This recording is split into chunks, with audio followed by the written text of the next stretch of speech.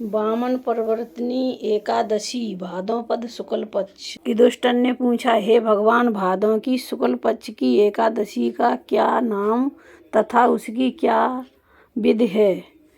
उस एकादशी के व्रत को करने से कौन सा फल मिलता है तथा उसका उद्देश्य कौन सा है? भगवान श्री कृष्ण बोले, हे राजन, अब मैं अनेक पाप नष्ट करने वाली तथा अंत में स्वर्ग देने वाली भादोपद की शुक्ल पक्ष की वामन एकादशी की कथा कहता हूँ। इस एकादशी को जयंती एकादशी भी कहते हैं। इस एकादशी की कथा सुनने मात्र से ही समस्त पाप नाश हो जाता है। इस एकादशी के फल वाजपेय यज्ञ के फल से भी अधिक है। इस जयंती एकादशी की कथा से नीच और पापियों का उद्धार हो जाता है। यदि कोई धर्मपरायण मनुष्य इस एकादशी के दिन मेरी पूजा करता है, मैं उसे संसार की पूजा का फल देता हूँ। जो मनुष्य मेरी पूजा करता है उसे मेरे लोक की प्राप्ति होती है।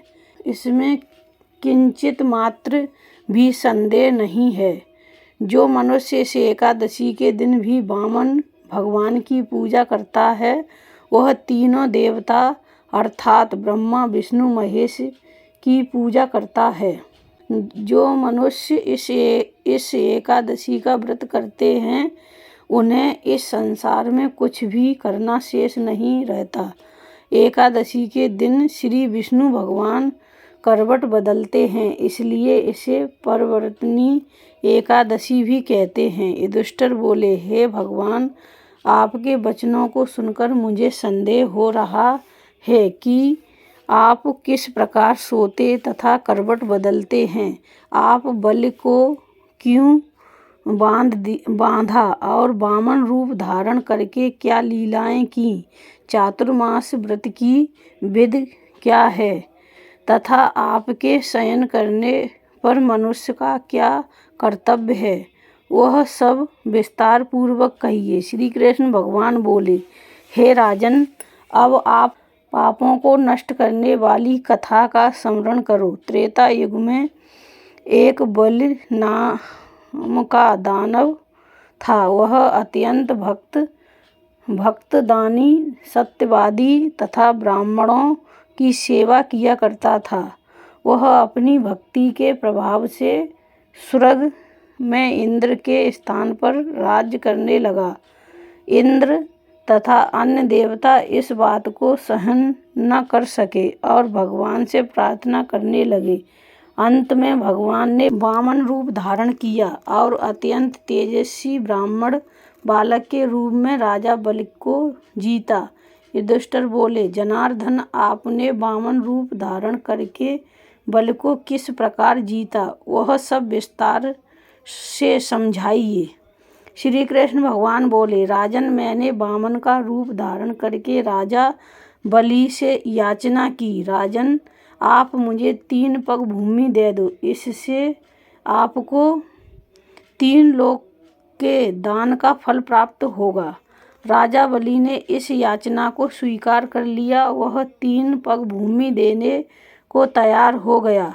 तब मैंने अपने आकार को बढ़ाया और भूलोक में पैर, भूलोक में जंगा, स्वर्गलोक में कमर, महालोक में पेट, जनलोक में हृदय, तपलोक में कंठ और सत्यलोक में मुख रखकर अपने सिर को ऊंचा उठा लिया। उस समय सूर्य, चंद्र, नक्षत्र, इंद्र तथा अन्य देवता याद शास्त्र अनुसार मेरी स्तुति करने लगे। उस समय मैंने राजा बलि से पूछा, राजन, अब मैं तीसरा पैर कहाँ रखूँ? इतना सुनकर राजा बलि ने अपना सिर नीचा कर दिया। उस पर मैंने अपना तीसरा पैर रख दिया और वह भक्त दानव पाताल को चला गया। अब मैंने उसे अत्यंत दुखी पाया तो मैंने उससे कहा, हे बलि, मैं सदैव तुम्हारे पास ही रहूँगा। भादों के शुक्ल पक्ष की एकादशी को परिवर्तनी नामक एकादशी के दिन मेरी एक प्रतिमा राजा बलि के पास रहती है और एक क्षीर सागर में शेषनाग पर शयन करती रहती है। इस एकादशी को विष्णु भगवान सोते हुए करवट बदलते हैं। इस दिन त्रिलोकी के नाथ श्री विष्णु भगवान की पूजा की जाती है। इसमें चावल और दही सहित रूपा का दान किया जाता है। इस रात्रि को जागरण करना चाहिए। इस प्रकार व्रत करने से मनुष्य समस्त पापों से मुक्त होकर स्वर्गलोक को चला जाता है। जो मनुष्य पापों को नष्ट करने वाली इस कथा को सुनते हैं उन्हें यज्ञ यज्ञ का फल मिलता है। कथा सार।